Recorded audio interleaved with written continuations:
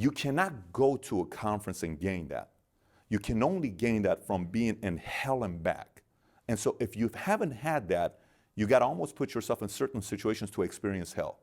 If you don't put yourself in those types of situations, no conference in the world is ever going to give that to you.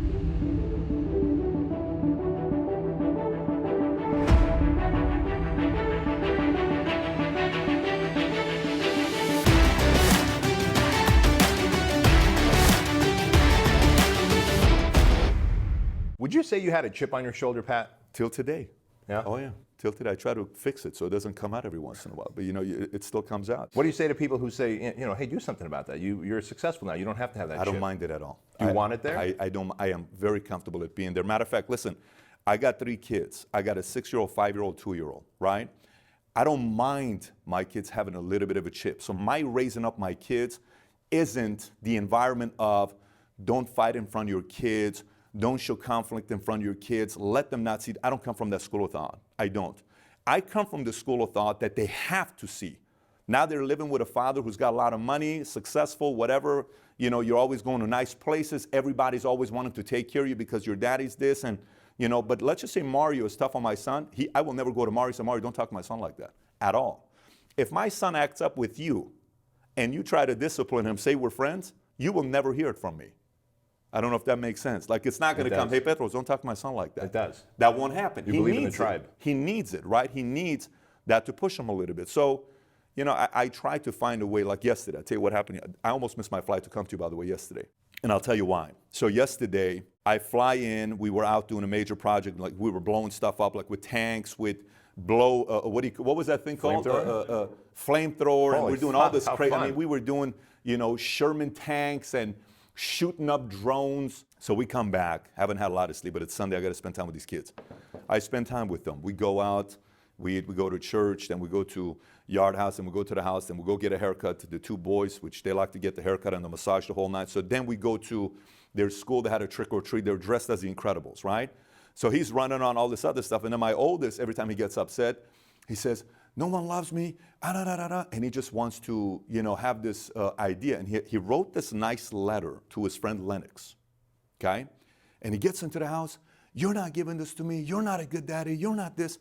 He rips the letter that he drew to his best friend and he trashes it.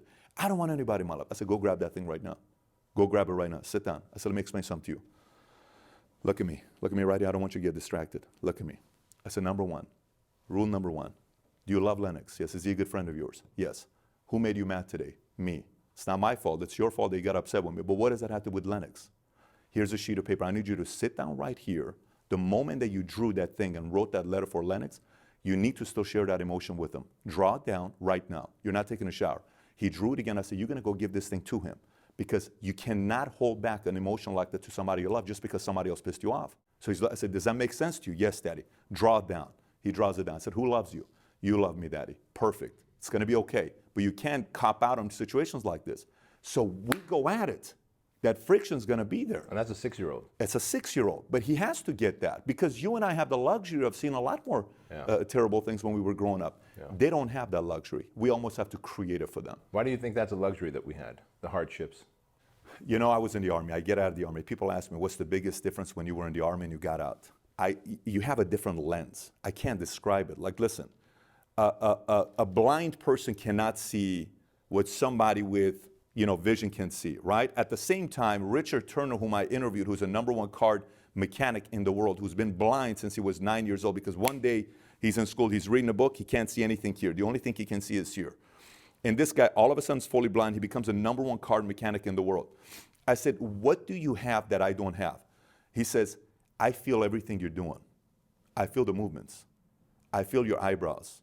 I feel everything that's moving. I feel that left hand you just moved right now. I feel like that guy over there just moved.